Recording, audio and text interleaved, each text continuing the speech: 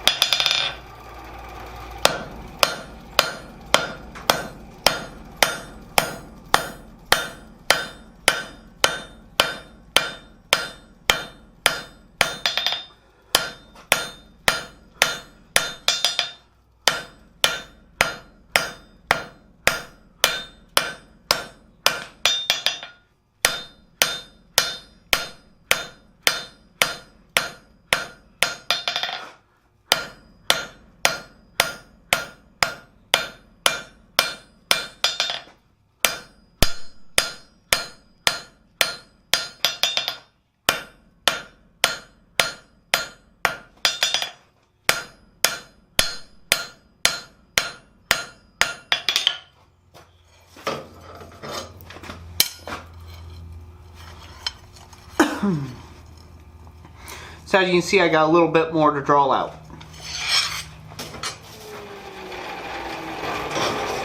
Okay, now that we have this drawn out, now we're going to take and bend these out at about 45-degree angle. Maybe just a fuzz more. You can go almost 90 with it if you want. And that's going to be the first bend we do.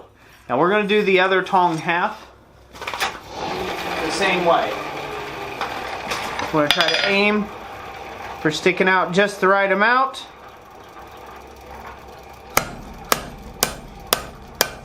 We're going to make sure it's the same as the other one.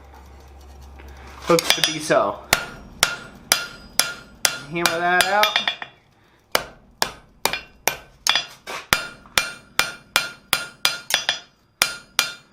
Again, make sure it's the same.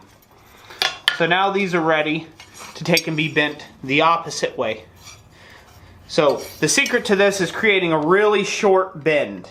You don't want this to be really loose and long bended, because by the time these go back together, you want them to be able to grip really tightly around a fairly small circumference.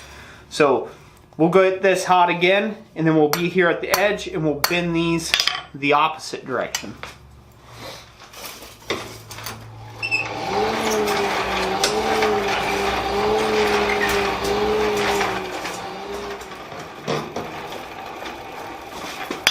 Dope.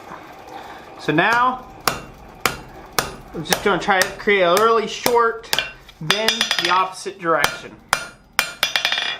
Now you can forge this out a little bit if you want as you go. And you're going to address the rest of this at a later date, once you knock the tongs together. But you can see there, that's what we're going for, that little crook there in the end. We will adjust these once they're thrown together to take and hold this piece here. So this is a flatter that now you can grip with these. That'll grip around this waist section. So we'll actually fit these around that here after we get this other one done. You just want to get that depression set in there. So we'll set that off the side. We'll do the other one. Again, aiming for about half the way.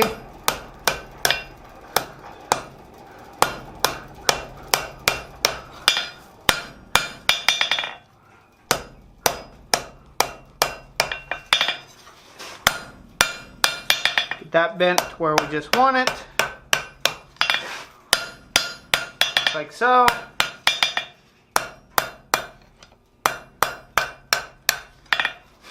And as I said before, we'll finish dressing that once they're together.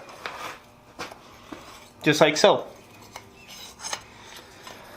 So now the next step, like with all the tongs, we take it to the far side of the anvil and we dress out the boss. So we offset the reins right in this area here. We go ahead and offset the reins on our marks. And we'll set it down on this side of the anvil and dress out our nibs, our boss areas. And then we'll let these cool, and after they're cool, I just drill a hole and then we'll rivet them together. And then do the final fit up.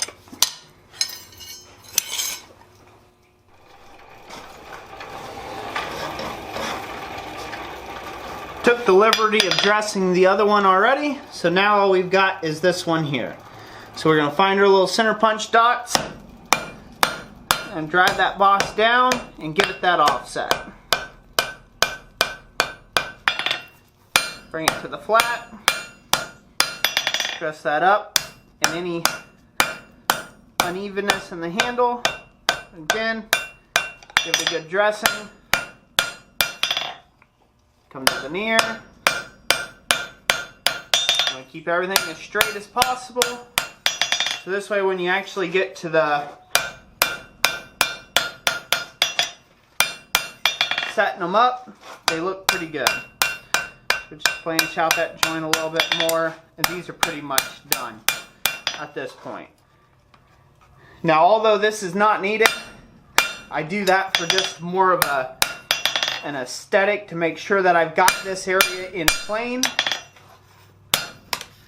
And it gives that inner jaw just a little more interest, although it's not needed on this styling. But there you have it. So those two should come together just like so. So I'll be back with you after I get these drilled and we'll set the rivet and do the final fit up. Now what I normally do, that I've got my two halves drilled, I get my rivet in there and I use this homemade rivet set that I had made. I've got I'll leave that in a card right here on screen, and I will also put a link to this video in the description for the rivet set. But I always set my rivets cold. And the reason for this being is this helps hold the two halves together in the fire, and I won't have to fool around with the rivet when I come out of the fire with it. So we set the rivet cold, and then we stick the whole piece up in the fire. We'll bring it up to temp, and then we will use the top set tool. Once again, there's a video on this linked up. We will go ahead and drive that down on top, so this way we can get a nice dome on the other side.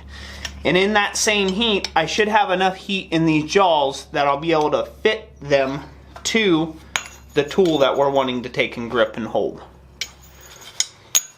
So let's get that done. I'll be right back with you.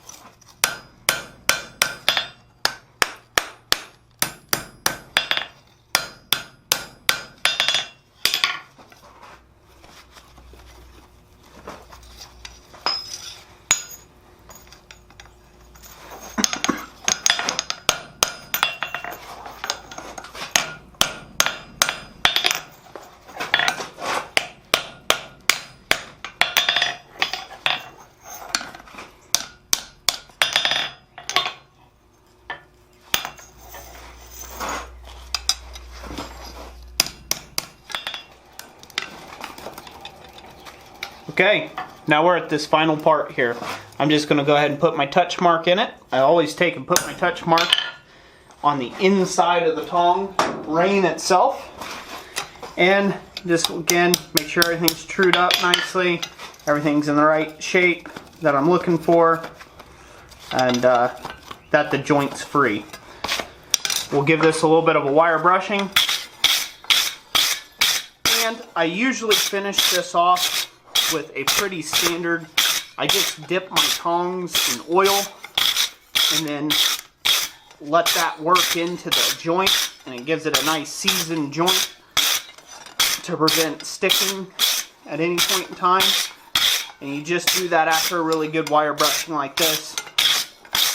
And it would usually just go right into the oil at this point. So I really hope you enjoyed this video. If you did, remember to give it a like and a big thumbs up. Like always, God bless you, and we will catch you on the next one. Thanks for watching.